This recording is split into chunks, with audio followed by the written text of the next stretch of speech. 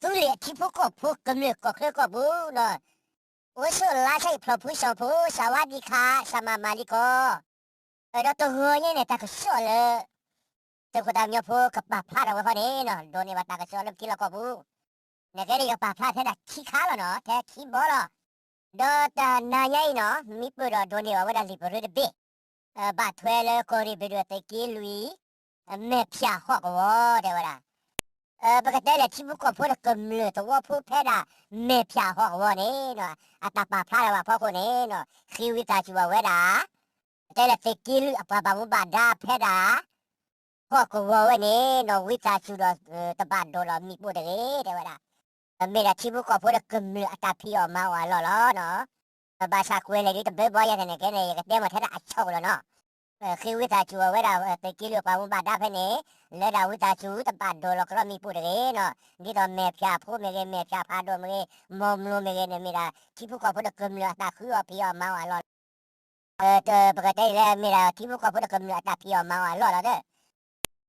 วันนี้มเราต้องว่าพูดเมียพี่เนี่ยตาคือวิตาจูว่าแต่กินเหลือกว่าบ้านดาแพ้หัวหัววันนี้ไม่ถูกตามเนี่ยพูดตาแพ้ถ้วยกันว่าเนี่ยเนาะเราเป็นมีบากกว่าเนี่ยตัวเตี้ยโดนเราว่ามีปูเนี่ยอดีตดาตัวเนี่ยโดนตัวว่าพูดมันเนี่ยปกติมันเลยอดีตดาเนี่ยไม่ตัวว่าพูดว่าตาเราเนี่ยอดีตดาตัวเนี่ยคิดที่อะไรรู้ว่าไปยอดเสือรู้ว่าไปยอดรู้ว่าอดีตดาตัวว่าเราบ้านโดนว่ามีปูเนี่ยแม่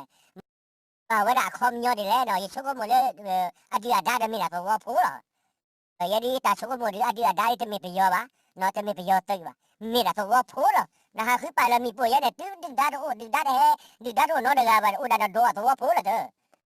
ก็ดูแล้วมีปุยเนี่ยเราปกติแล้วเมียพี่ขี้เมียพี่ท่าเมียมอมลูเมียเนาะปกติแล้วอดีตดาตัวโน่นเลยว่าเนี่ยปกติแล้วเนี่ยอดีตดาเนี่ยมีตัวพูดดูเกี่ยวกับที่บุคคลพูดก็มีเลยไม่ยี่ดูเต้ดิเนี่ยละแพ้ดาเมียพี่หัวเนี่ยค่ะเนี่ยปกติแล้วเนี่ยกูคู่เนี่ยเมียบาตากูแล้วพัดชิคว้าพอดีชื่อคว้าเนาะคนเพชรหัวกูวันนี้เนาะปกติเพชรไม่พิจารณาวันนี้ตัวพูดไปเนี่ยตัวลุ่นนะมั้งเก็บแกกูคนนี้พอดีชื่อคว้าแล้วเนาะแกเป็นเล็กได้เราชุนยาอัตโตระคายเราเนาะอัตโตระคายเนี่ยดีเราตุกตามยอตาตุกตามยอพอตาคุยจริงยาวอัตโตเนี่ย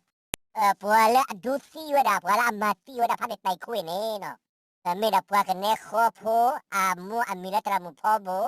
พวกควันมีละดาอาจจะเก็บพวกเราปวดเนี่ยอันมีนนท์เขาบาดชูเงี้ยเดี๋ยวละตอนนี้ตัวตุ๊กตาเมียพูดตาคือตีนี้โดนบาดชูเงี้ยปูแมวเนี่ยนะปูกุยเนี่ยมาสิก็คิดที่LAเนาะ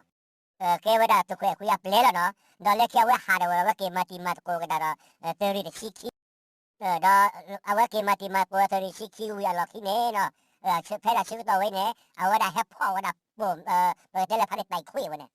พัดไปคุยเดี๋ยวละปูคุยเนี่ยมาสิก็คิดที่LAดีตัวเรา เวลาตาแฮปพอเวลาเมตาลูกค้าที่เมย์มีดักคิดเอลีเราคนเนี่ยดักคิดเอลีเราลีเราปากติละคิดเอลีตาลาพูคุยว่ามาสิก็คิดเอลีเราเราปากติละคิดเอลีเนาะคนเนี่ยอีโดดูสิญาติดีเนี่ยหมอ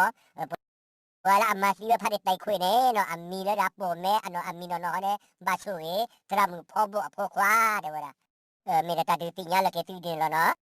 เราแต่เราเคยดูดูสิญาว่าพอละลูกคือว่าตัวแก่คุยตัวเนาะก็ลาพูดเนี่ยเนาะยังอีโดดเต้ที่ดีแล้วเนาะปกติตัวแก่คุยเต้ว่าสักกว่าตลาดเลยนะชื่อก็ลูกแล้วตาลูกตาตัวเนี่ยตลาดจะดูอุทาก็อู้แล้วเดี๋ยวว่ามาเชียร์มาตลาดดูเนี่ยก็เปลือยดีๆเต้ได้บ้าเนาะจะหากว่าว่าตลาดแล้ว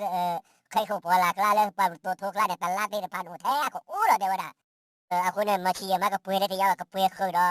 ทุกเปลือยไม่คิดเต้ดีเนี่ยเต้ได้บ้าเนาะคนเนี่ยปลอบมันดอที่ขาที่ได้บ้านลูกคือตัวแก่คุยอะไรเนาะตัวแก่คุยมีลูกคือที่คนเนี่ยตึกแล้วก็ล้อเนาะคนเนี่ยมีแต่ดูสิญาติล้อเนาะตัวแก่คุยอัตลาแล้วพวกพวกเนี่ยตะเปรย์ถอดดีบ้าเนาะท้าก็อู้ดีล้อแกตามดูมาแล้วเนาะตัวนี้เนี่ยตาก็สอนแล้วตัวตามยอพูดดูสิญาแล้วก็คือก็พูนี่ได้แท้เนี่ยล้อเราแกตามดูมาแล้วช่วยชัวกว่าดูนะตาพูเราช่วยชัวจะก็ปากกว่าตาพูเราปาดูนะตาพูมาถึงบ้านมือทอบุกี้เราตามดูล้อ